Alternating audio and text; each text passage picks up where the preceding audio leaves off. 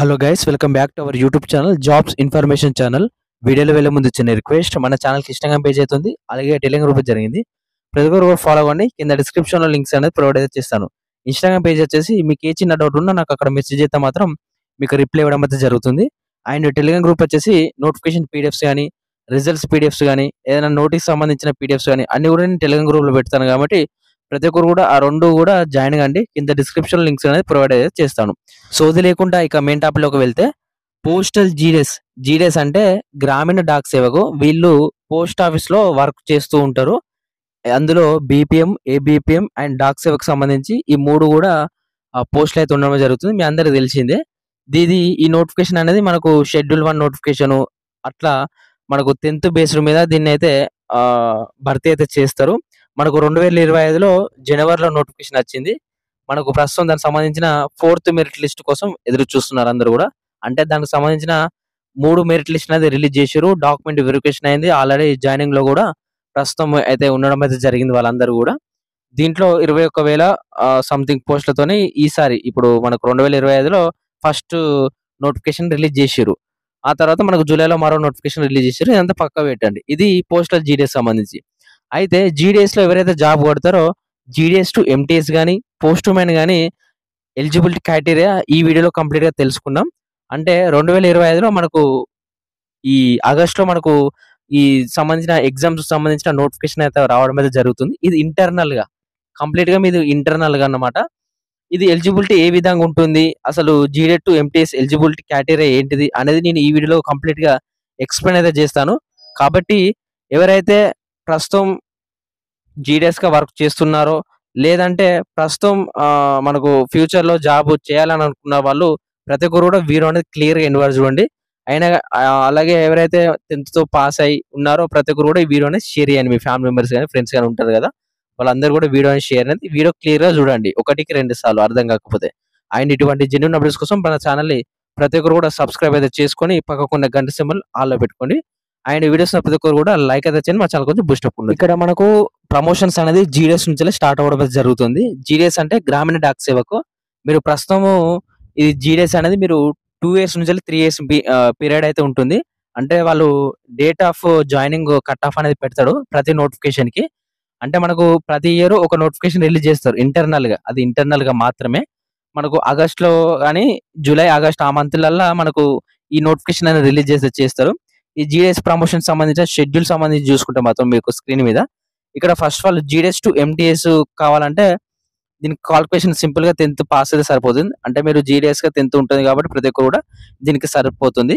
ఇక్కడ సర్వీస్ వచ్చేసి minimum 3 years అయితే మీరు కంపల్సరీ సర్వీస్ చేసి ఉండాలి. అదే విధంగా మీరు 2 years to 3 years చేస్తే మాత్రం మీకు ఎలిజిబిలిటీ ఉండే అవకాశం అయితే ఉంది. అంటే ఏ విధంగా అంటే మనకు 2 years మధ్య నుంచి 3 years మధ్యలో ఎవరికైతే చేస్తారో వాళ్ళకు ఈ ఎంటీఎస్ పోస్ట్ కి మీరు ఇంటర్నల్ గా ఎగ్జామ్ రాసుకోవడానికి ఛాన్స్ అయితే ఉంటుందన్నమాట, ఎలిజిబిలిటీ. అండ్ నెక్స్ట్ ఇక్కడ GDS to post man and mail gourd సంబంధించి దీని కూడా సింపుల్ గా 10th పాస్ అయితే సరిపోతుంది. దీనికి వచ్చేసి 5 years అన్నమాట. అంటే మీరు జీడీఎస్ గా 5 సంవత్సరాలు ఏదైతే సర్వీస్ చేసి ఉండాలి, అంటే జాబ్ చేసి ఉండాలి. ఆ తర్వాత మీకు ఒక జాయినింగ్ సంబంధించిన ఏదైతే ఉంటుంది కదా డేటు, ఆ కట్ ఆఫ్ మీకు ఎలిజిబిలిటీ ఉంటే మాత్రం మీరు 5 years తర్వాత ఎగ్జామ్ రాసి మీకు ఎగ్జామ్ లో మంచి మార్క్స్ స్కోర్ చేసుకుంటే మాత్రం మీరు ఈ పోస్టల్ సంబంధించిన పోస్ట్ మ్యాన్ కానీ, మెయిల్ గార్డ్ సంబంధించి కానీ మీరు జాబ్ అయితే కొట్టుకోవచ్చు అన్నమాట. ఇక జీడీఎస్ సంబంధించి ఇక్కడ పిఏ కానీ, ఎస్సీఏ కానీ ఉంటుంది. అది కూడా సంబంధించి చూసుకుంటే మాత్రం ఇక్కడ ఈ విధంగా అయితే ఉండడం జరిగింది. దీనికి 12th క్వాలిఫికేషన్ అనేది ఉండాలి. దీని కూడా సింపుల్ గా 5 years అయితే మీరు ఎక్స్పీరియన్స్ అయితే సర్వీస్ చేసి ఉండాలన్నమాట. ఇక ఇంకొకటి వచ్చేసి పిఏ, ఎస్సీఏ ఇది కూడా ఉంటుంది.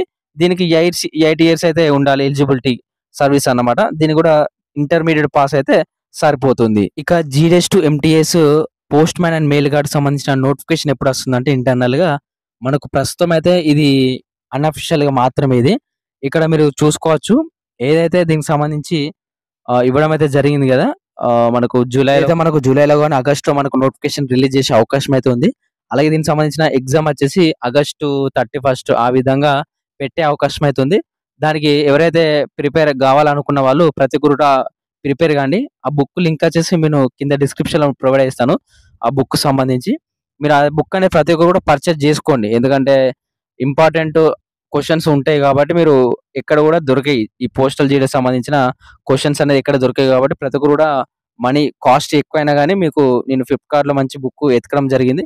కాబట్టి అది బుక్ అనేది తీసుకొని బుక్ లింక్ వచ్చేసి కింద డిస్క్రిప్షన్‌లో ప్రొవైడ్ చేస్తాను. ఇక దీనికి సంబంధించి ఏదైతే స్ ప్యాటర్న్ మనకు పేపర్ 1 ఉంటుంది. అంటే ఒకటే పేపర్ ఉంటుంది. ఇక్కడ basic postal general knowledge and general awareness సంబంధించి టోటల్‌గా 60 మినిట్స్ అయితే ఉండడం అయితే జరుగుతుంది. ఇక్కడ మీరు చూసుకోవచ్చు. ఏదైతే పార్టీ వచ్చేసి బేసిక్ పోస్టల్ జనరల్ నాలెడ్జ్ సంబంధించి క్వెషన్స్ వస్తాయి. దీనికి ఓవరాల్‌గా 60 క్వెషన్స్ వస్తాయి. 60 మార్క్స్ అన్నమాట. అండ్ దీనికి 30 మినిట్స్ ఈ సెషన్ ఏకి.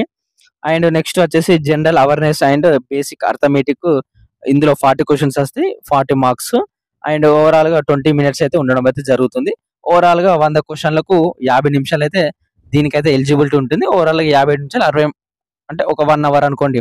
1 అవర్ సుమారుగా 1 అవర్ ఎగ్జామ్ అయితే కండక్ట్ చేస్తారు 100 క్వెషన్‌లకు. ఇందులో మీకు ఎవరైతే కేటగిరీ వైస్ ఉంటుంది. అలాగే ఈ స్టేట్ వైస్ కూడా ఉంటుంది. ఇది కూడా స్టేట్ వైస్‌గానే రిలీజ్ చేస్తారు రిజల్ట్స్ అనేది. మీకు రిజల్ట్స్‌లో స్టేట్‌ని బట్టి ఉంటుందన్నమాట. కొన్ని స్టేట్‌లకు 50 మార్కుల జాబ్ వచ్చింది. కొందరికి 90 మార్కులు వచ్చినా కూడా జాబ్ అయితే రాలేదు. కాబట్టి ఇది ఒకసారి చూసుకోండి. అండ్ ఫైనల్‌గా అయిపోయిందంటే ఇంతటిపై వీడియో. అండ్ వీడియో క్లియర్‌గా చూసారని అనుకుంటున్నాను. అన్ని అప్డేట్స్ తెలుసుకున్నారని అనుకుంటున్నాను. అండ్ మరొక మంచి అప్డేట్‌తోని మీకు ముందుంటాను. అందరూ take care. Good bye. Thank you.